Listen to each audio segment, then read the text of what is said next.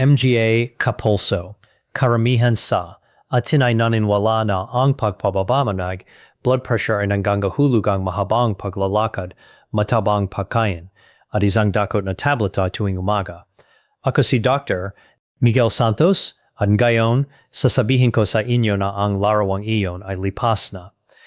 May tatlong bagay na magagawa ninyo sa loob na 10 minuto na malamang ay hindi pa nabanggit inyong cardiologist. Sinusuportahan na clinical research ang MGA ito. Walang gastos at pagkatapos ng 60 taong gulang, gumagana ang MGA ito ng mas epektibo kaysa sa karamihan ng standard treatments. Manatili kayo sa akin dahil ang ipapakita ko sa inyo nangaw ay nagabago ng lahat.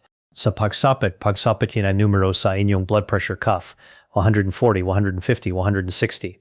Ang pinsala ay matagal na nagaganap tahimik ng walang isang sintomas. Ang mataas na blood pressure ay hindi sumasakit.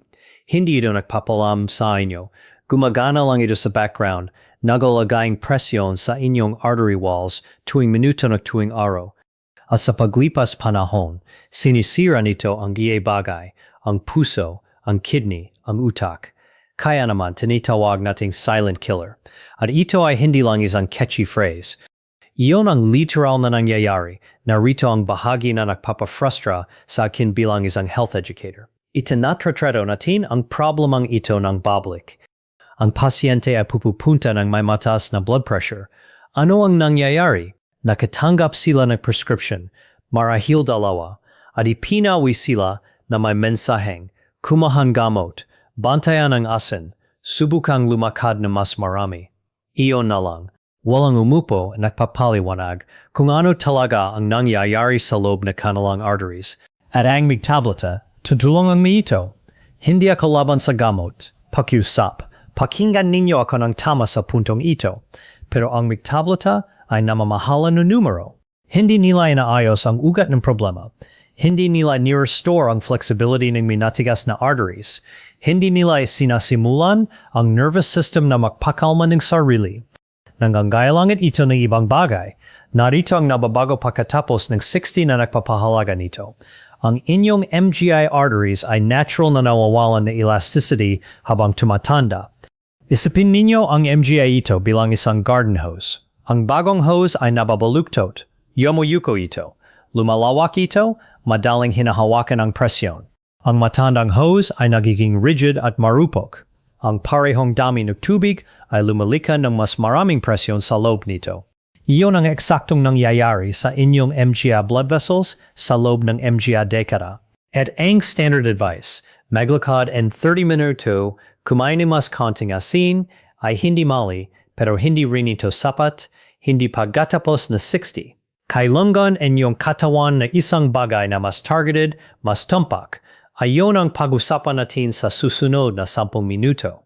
Hayaan ninyong ipaliwanag ko kung ano talaga ang nangyayari sa loob na inyong katawan. Dahil kapag naiintindihan ninyo ito, ang lahat na iba ay magiging malina. Ang inyong artery walls ay gawa sa smooth muscle at elastic tissue. Kapag bata kayo, ang tissue na iyon ay malambot. Lumalawak ito kapag nagpapump ng dugo ang inyong puso. Pagkatapos ay bumabalik tulad ng rubber band. Pero pagkatapos na MGA dekada ng paggamit, lalo na pagkatapos na 60, ang elasticity na iyon ay nagsisimulang lumala.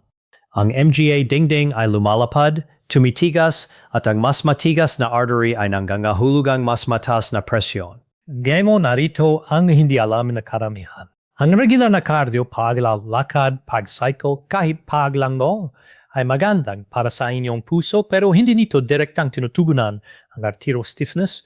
Pinapabilis nito ang pagtibok ng inyong puso, pero hindi nito partikular na pinipilitin ang MGA artery walls na mag-relax at lumalawak sa parang kailangan natin. Kaya ano ang gugawa nito? Iyon ang kinukuha na karamihan ng cardiologist ng maikli. At iyon ang eksaktong kinasisimulan na protocol na ito. Nagtaka na ba kayong bakit ang dalawang tao na parehong edad ay maaring magkaroon na ganap na makaibang blood pressure readings, parehong dieta, parehong timbang, parehong lifestyle? Ang sagot ay halos palaging nasa arteries, ang kanilang flexibility, ang kanilang responsiveness, at ang magandang balita ay iyon ay isang bagay na talagang maaari ninyong sanayin. Narito ang bagay tungkol sa isometric exercises. Mukhang walang nangyayari. Hindi kayo tumatakbo. Hindi kayo tumatalbog. Bahagya kayong gumagala. Isang wall sit, isang plank, nagahawak ng walang gala. Habang ang inyong makalamnan ay nagtatrabaho ng husto sa ilalim. At gayon pa man, ang pananaliksik tungkol dito ay kahanga-hanga. Isang 2,000 Weintraub analysis na nai-publish sa British Journal of Sports Medicine ay tumingin sa iba't ibang uri ng exercise at ang epekto nito sa blood pressure. Ang isometric exercises ay nanalo higit sa cardio, higit sa weight training, higit sa lahat ng iba. Para sa MGA taong lampa, 60 na may elevated blood pressure. Ang regular na isometric training ay nagbawas na systolic pressure na average na 10 puntos. 10 puntos, MGA kapulso. Ayon ay katumbas ng pagdaragdag ng panggalawang blood pressure medication para sa maraming pasyente. Paano ito gumagana? Narito ang mekanismo. Kapag hinahawakan ninyo ang wall sit o plank, ang inyong MGA kalamnan ay kontrata ng husto at nananatiling nakakontrata. Pansamantalang pinipigilan nito ang blood flow. At pagkatapos kapag pinawalan ninyo, ang inyong MGA blood vessels ay biglang binabahan ng dugo. Mabilis silang lumalawak. At sa paglipas ng panahon, ang paulit-ulit na expand at release cycle na ito ay talagang nagsasanay inyong artery walls na maging mas flexible, mas responsive. Ito ay parang physiotherapy para sa inyong vascular system. Kaya narito ang protocol. 6 na minuto sa kabun. 2 minuto na wall sit. Ay baba ang inyong likod sa dingding hanggang ang inyong mihita ay parallel sa sahig. Huminga ng normal. Huwag pigilan ang hininga. Pagkatapos ay 2 minuto na plank. Jabraso sa sahig. Tuwid ang katawan, nakaengganyo ang core. Pagkatapos ay tapusin ng 2 minuto na wall sit. Iyon na lang, 6 na minuto. Walang kagamitan, walang gym. Magagawa ninyo ito sa inyong sala habang nakapijamas. Ngayon, ito ay mahalaga.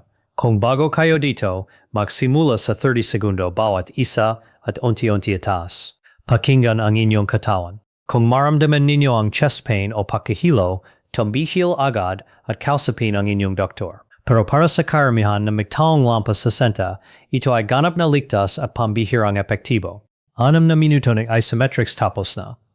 Gayon lupipat tayo sa isang bagay na mukhang mas simple PA at gumagana ng mas malalim. 2 minuto na controlled breathing. Pakiusap, manatili sa kin dito dahil hindi ito yoga class breathing. Ito ay targeted neuroscience at kapag naintindihan ninyo kung ano ang nangyayari, hindi niyo ito laktawan. Ang inyong katawan ay may 2 moda. Fight or flight, ang sympathetic nervous system, ang accelerator pedal, tumataas ang heart rate, tumataas ang blood pressure, kumakapit ang MGA vessels. At rest and digest, ang parasympathetic nervous system, ang brake pedal. Bumababa ang heart rate, bumababa ang blood pressure, nagre-relax ang MGA vessels. Karamihan ng MGA tong lampas. 60 na may matas na blood pressure ay nakatigil na may pa sa accelerator. Kahit nakapahinga, kahit tahimik na nakaupo na nanonood ng telebisyon, ang kanilang nervous system ay hindi ganap na nag-go off. At ang patuloy na mababang antas ng activation na iyon ay nagpapanatiling matas ang blood pressure sa buong oras. Ang vagus nerve ay ang direktang linya patungo sa brake pedal na iyon. Tumatakbo ito mula sa inyong utak pababa sa inyong dibdib at sa inyong tiyan. At narito ang kahanga-hangang bagay. Maaari ninyong simuhin ito ng sadya gamit ang inyong hininga.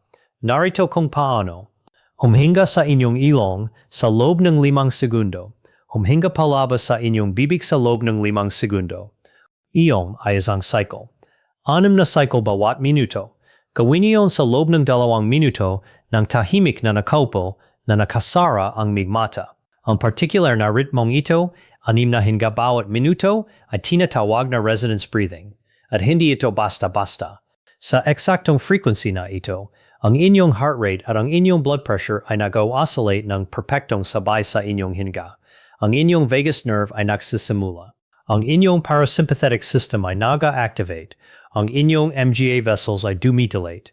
Bumabagal ang inyong puso. Ang MGA pag-aral ay nagpapakita na ang 8 linggo lamang na araw-araw na resonance breathing ay maaring magbawas na systolic blood pressure na 8 hanggang 10 puntos, katumbas na gamot. Ginawa sa loob ng 2 minuto. Nakaupo sa isang upuan. At ang MGA epekto ay naktitipon sa isometric exercises na atapos ninyo. Ang inyong MGA arteries ay mas nakarelax na mula sa wall sits at planks. Gayon, ang inyong nervous system ay nakakaabot.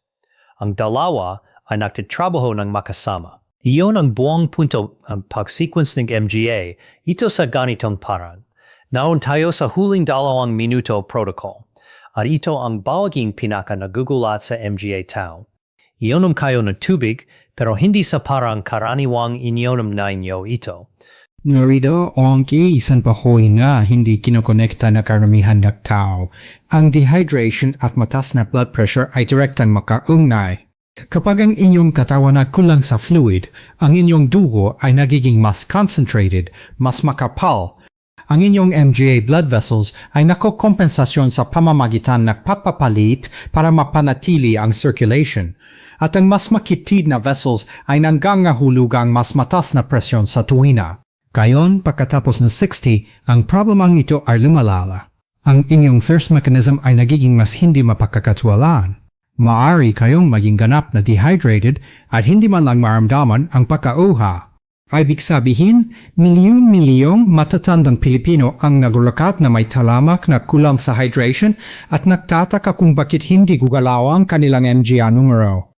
Pero narito ang nagiging interesante, hindi lang tungkol sa kung gaano karami ang intanan nyo, tungkol ito sa kung paano nyo ito in-impomtiro. Ang mabilis na paggulp ng tubig ay nag-activate ng inyong sympathetic nervous system, ang accelerator.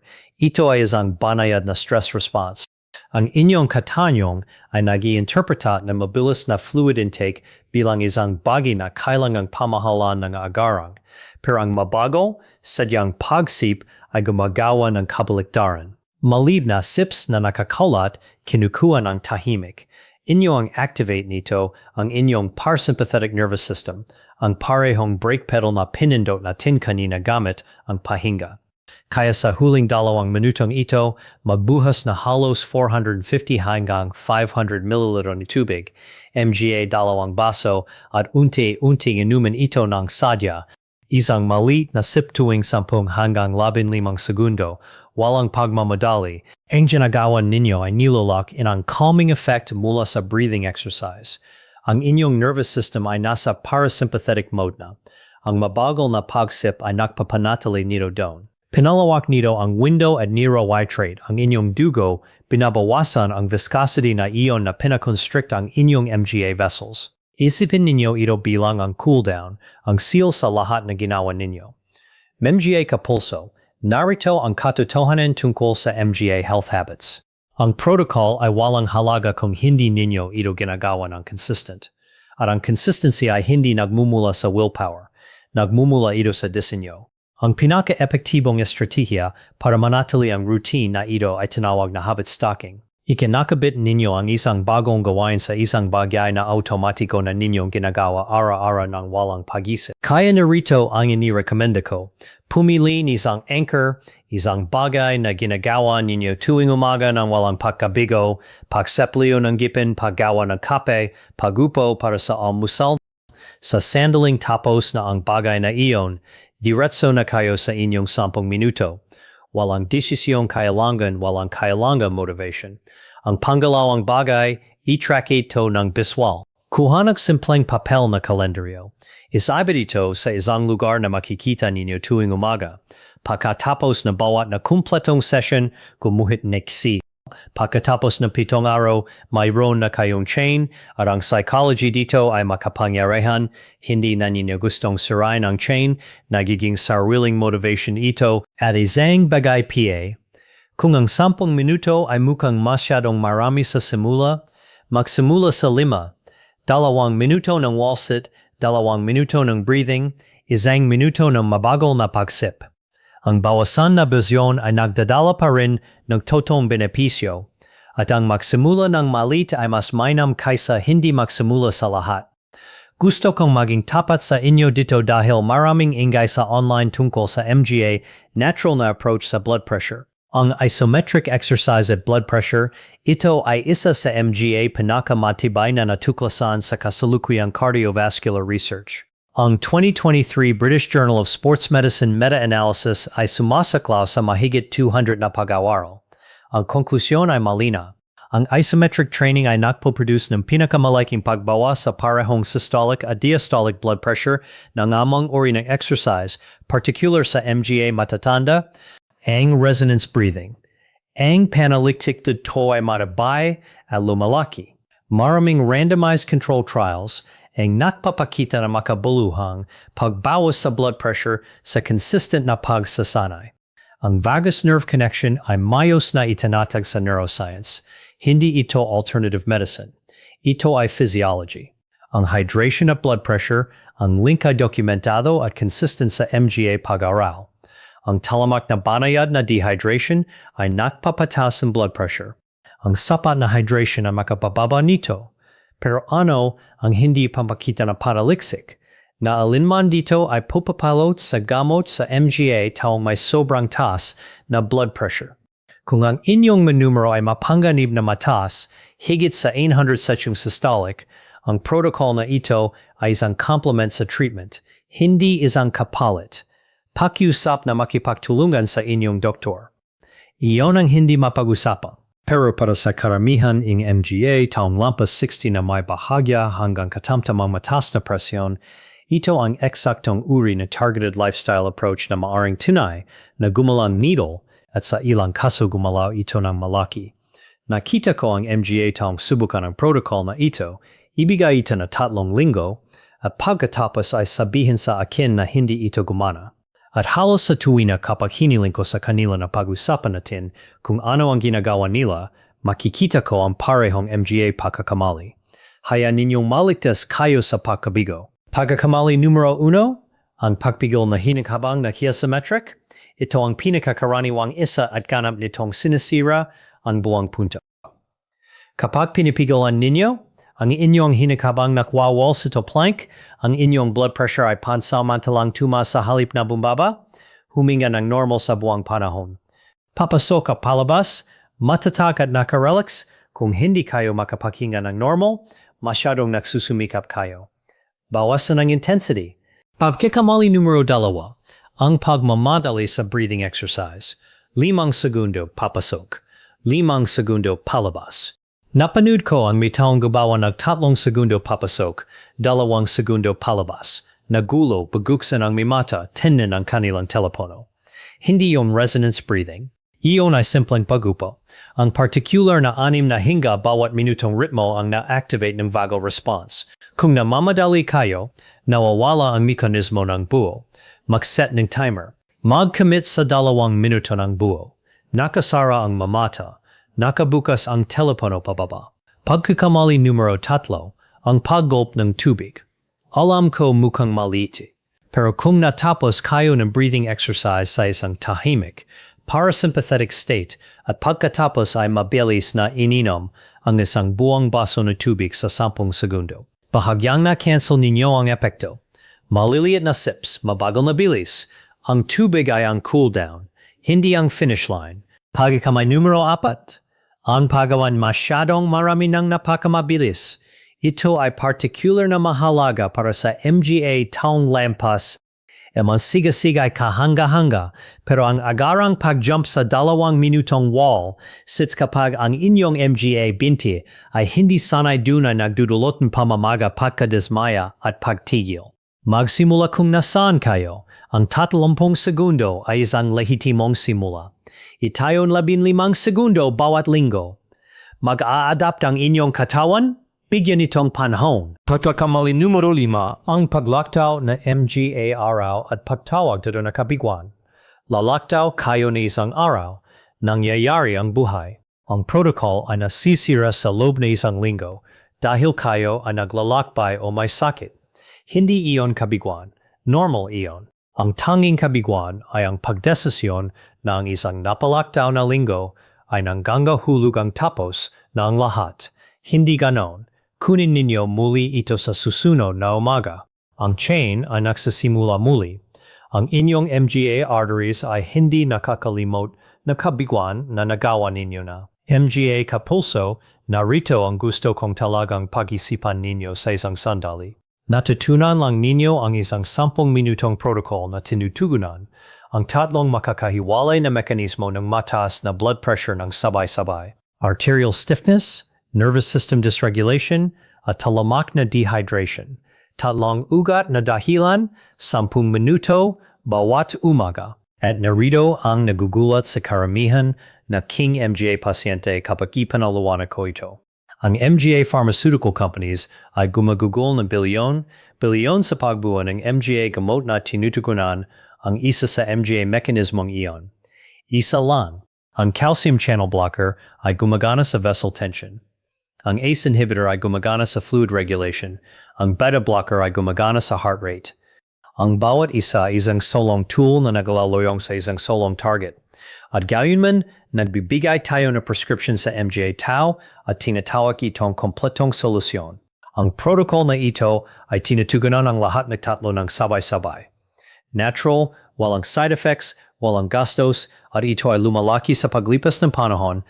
Nangangahulugang mas matagal ninyong ginagawa ito, mas lumalaki ang epekto. Ang inyong MGA arteries ay nagiging mas flexible linggo pagkatapos ng linggo. Ang inyong vagal tone ay nagpapabuti buwan pagkatapos ng buwan. Ang inyong hydration baseline ay nag-stabilize.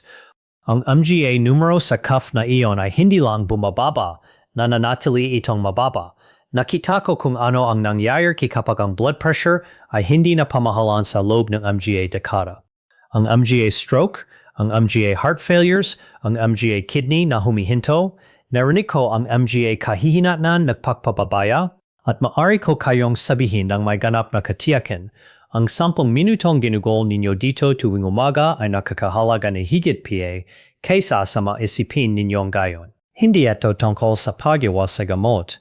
Ito ay tungkol sa pagbibigay sa inyong katawan ng bawat posibleng kalamangan. Ito ay tungkol sa pagiging proactive sa halip na reactive. Ito ay tungkol sa papapakita para sa inyong sarili sa 60, sa 70, sa 80, na may parihong intensyon at discipline na nagtatayo ng lahat na iba paya sa inyong buhay. Ang inyong may arteries ay hindi tapos. Ang inyong nervous system ay hindi tapos. Ang inyong katawan ay tubutugon pa rin. Nag-a-adapt pa rin ito. Gumagaling pa rin ito. Pero tanging kung bibigyan ninyo ito ng tamang MGA signal. Kaya dalhin natin ang lahat sa tahanan. 10 minuto, 3 hakbang, tuwing umaga, MGA minuto 0 hanggang 6, isometric exercises, wall-seated plank, hawakan, huminga, bitawan. Isinasan ay ninyo ang inyong artery walls na maging flexible at responsive muli. 6 na minuto. Magsimula sa 30 segundo kung kailangan ninyong itayo mula doon. MGI minuto. 6 hanggang 8. Resonance breathing. 5 segundo papasok sa pamamagitan ng inyong ilong. 5 segundo palabas sa pamamagitan ng inyong bibig. Nakasara ang MGI mata. Tahimik na nakaupo. 2 minuto. Ina-activate ninyo ang inyong vagus nerve at pinalipat ang inyong nervous system mula sa accelerator patungo sa brake. MGI minuto 8 hanggang 10. Mabagal na pagsip. 450 hanggang 500 ml ng tubig. Maliit na sips, sadyang bilis. Numre hydrate. Nanyo ang inyong dugo. Binabawasan ang vessel constriction at nilo-lock in ang katahimikan na nililikha lamang ng inyong pahinga. Ay stack ito sa isang bagay na automatiko na ninyong ginagawa tuwing umaga. Ay track ito sa kalendaryo. Magsimula ng mas maliit kaysa sa inisip ninyong kailangan at bigyan ito ng 6 na linggo bago ninyong husgahan ang inyong MGI. Resulta. Kaya sabihin sa akin sa comments, alin sa tatlong hakbang na ito ang pinakanaglat sa inyo, ang isometrics, ang pahinga o ang parang pag-inom ng tubig. Gusto kong malaman. Kung nakatulong ang video na ito, i-like, mag-subscribe at i-hit ang bell button at i-share sa MGA kaibigan at pamilya na may mataas na blood pressure.